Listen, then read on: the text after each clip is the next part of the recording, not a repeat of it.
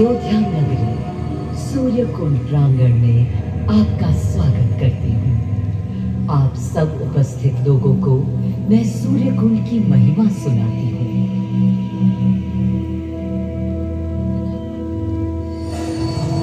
भारत की मिट्टी अनेकों दिव्य आत्माओं की जन्मस्थली है, पर आज मैं आपको कथा सुनाऊंगी भगवान विष्णु के उस अवतार की, जिनके अवतरण से मैं पावन हो गई सदा सदा के लिए।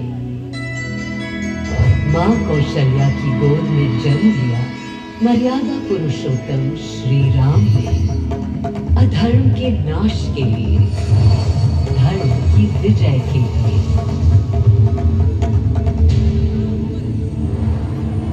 किंतु उन्हें अयोध्या त्याग 14 वर्ष के वनवास पर जाना पड़ा।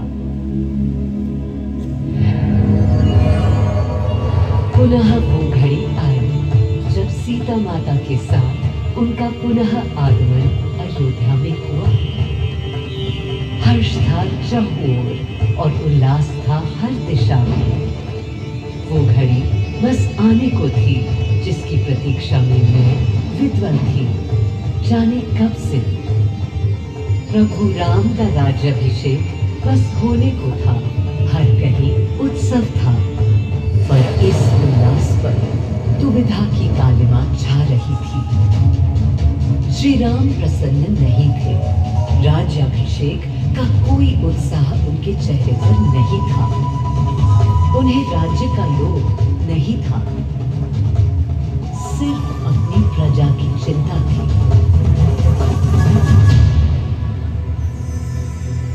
सबके मन में एक ही प्रश्न था, कौन हल कर सकेगा श्री राम की इस दुविधा को, मिटा सकेगा इस अंधकार को। किसके तेज से छट जाएगी ये क्लांति? अरे वही जिसके वंशज हैं श्री राम, जो स्वयं सशरीर धरती पर पधारेंगे श्री राम को राम राज्य समझाने।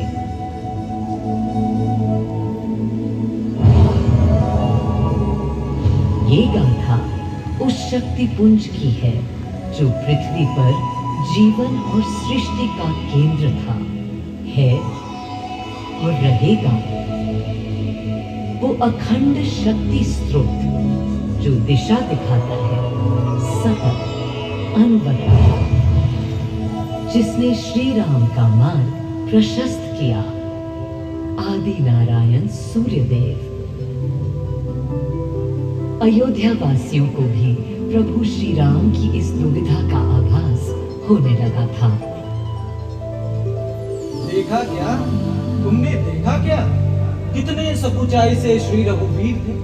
पद की प्रसन्नता या तर्क निरत होने का ललक या उमंग कोई कुछ भी तो दिखी नहीं। मुकुट सामने रख कितने अधीर थे। वे तो थे अधीर नहीं, हाँ थोड़े गंभीर थे। सौम्य मुखमंडल पर निर्बलों की पीड़ा थी, दीनहीन असहाय वंचितों का दर्द था। उनके लिए मुकुट अथवा राज सिंहासन वैभव का लोभ नहीं। अब कैसे सुखी दिखे जब तक सुखी सारे लोग नहीं।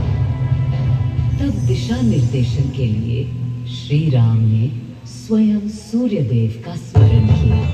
श्री राम सूर्यदेव का आह्वान करने लगे।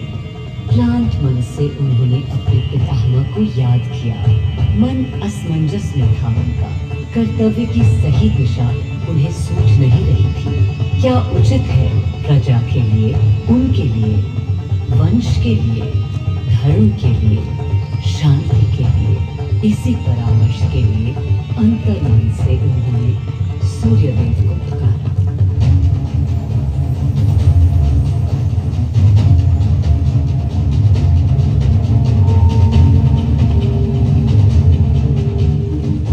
मैं अयोध्या पवित्र से पवित्रतम हो गई हूँ। आज स्वयं श्री राम ध्यानरत हैं, मर्यादा पुरुषोत्तम आवाहन कर रहे हैं, उन सकारात्मक शक्तियों का संचार कर रहे हैं जो उन्हें, मुझे और मेरे यानी अयोध्या के हर निवासी को अनंत काल तक सही दिशा दिखाएंगी। संभव है स्वयं सूर्यदेव सशरीर पधारे अयोध्या की धरा पर।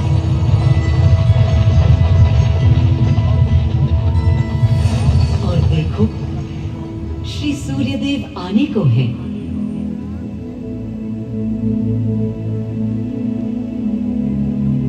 उनकी पहली किरण के स्पर्श से कलियां एक एक कर खिलने लगी। जीवन की कांति हर ओर धीरे धीरे फैलने लगी।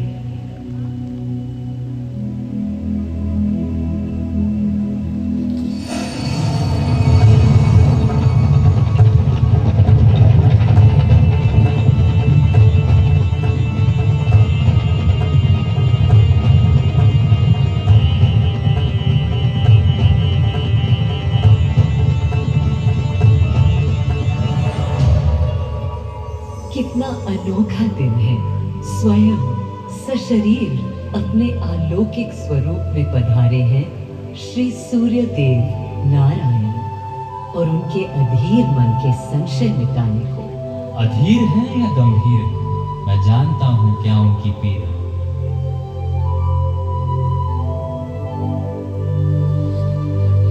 माँ कौशल्या को प्रणाम। कहाँ है राम? अरे भूलूं ये बात कि कौन बड़ा है। आज्ञा हो तो आपके चरण छू लूं। अरे नहीं नहीं, ये क्या करते हैं आदि पुरुष? ऐसा अनुग्रह सर्वथा अनुचित है। राम वंशज हैं आपके, क्यों पाप का भागीदारी बनाते हैं पितामह? पितामह पितामह होंगे हम ब्रह्मलोक, अब धरती पर जनलोक में आ गए। आइए। चलिए। सूर्यदेव के आगमन पर माँ कौशल्या उन्हें मिली और विनती की कि हे देव, मेरे पुत्र की दुविधा दूर करें, उन्हें राह दिखाएं, ताकि अयोध्या का, पूरे भारत का भविष्य निर्धारित हो सके। आपकी जब पहली किरणें आती हैं तब गोचारण होता है, चिड़ियां गाती हैं, लेकिन इन दिनों कितनी उदास है। कारण है उनके राम की एकाग्र साधना और सुदीर्घ उपवास। सिंहासन की ओर चरण धरना नहीं चाहते, धारण नहीं करना चाहते हैं मुकुट। कोई बात नहीं, राज्य अभिषेक के बाद राज्य जो भी चला, राम राज उसका ही तो कहलाएगा। मैं आ चुका हूं तपस्वी राम। मनस्वी राम, अपने नेत्र खोलो।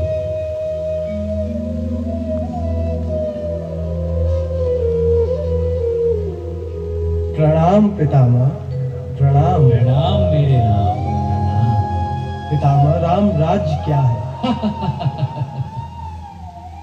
राम स्वयं पूछ रहे हैं कि राम राज्य क्या है। पुनर्ता नया प्रश्न है। अभी तो आप कह रहे थे जो भी मैं चलाएगा। कह रहा था कि राम राज्य में राम के लिए भी विधान होंगे। आदिदेव, कुछ अनुमान तो मुझे है, लेकिन अब आप बताइए क्या विधान है?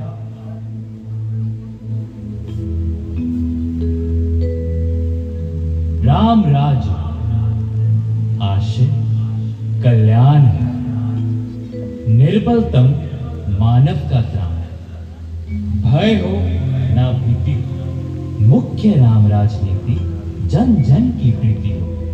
लोक संरक्षण हो, सत का आभास हो, परमानंद प्राप्ति हेतु मंगल उद्भास हो।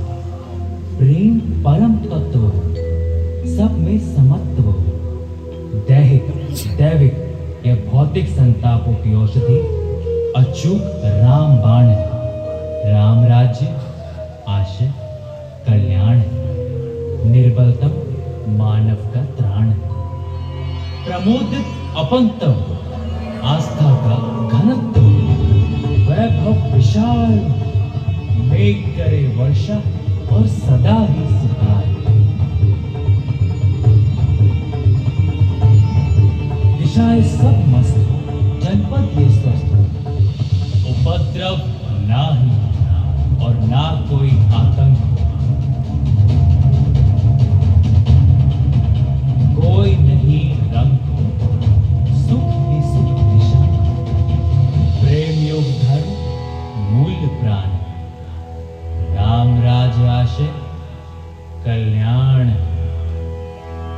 मां कौशल्या, अभी ये मुकुट मात्र सोने का है। मैं इस मुकुट को राम के साथ सदा उपस्थित होने का बना देता हूं।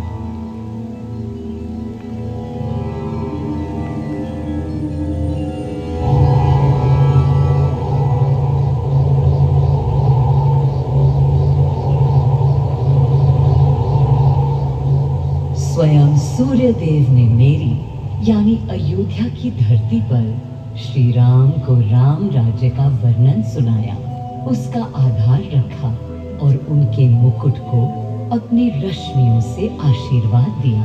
श्री राम के नेतृत्व में हर ओर खुशहाली, प्रेम, शांति और संयम फैला। हर ओर रोशनी, प्रकाश और जीवन का संगीत गूंजने लगा। राम राज्य का पथ दर्शाकर चल दिए सूर्यदेव पुनः अपने लोक, ताकि अनंत काल तक अयोध्या ही नहीं पूरा विश्व उस शक्ति का संचार अनुभव कर सके। हर दिशा खिल उठी श्री राम के राम राज्य से। सूर्यदेव के स्पर्श से पावन हुई मेरी धरती, पर जहां उनका रथ रुका था वहां स्वयं यह कुंड बन गया। समय बदला, मेरा और इस कुंड का स्वरूप भी बदलता गया। स्कंद पुराण के अनुसार यह स्थल घोषार्क तीर्थ के नाम से भी जाना जाता है। जब प्रतापी राजा घोष यहाँ आए और उन्होंने ऋषियों को यहाँ स्नान करते देखा तो स्वयं भी किया, जिसके बाद उनका शरीर दिव्य, निरोगी और अलौकिक हो गया।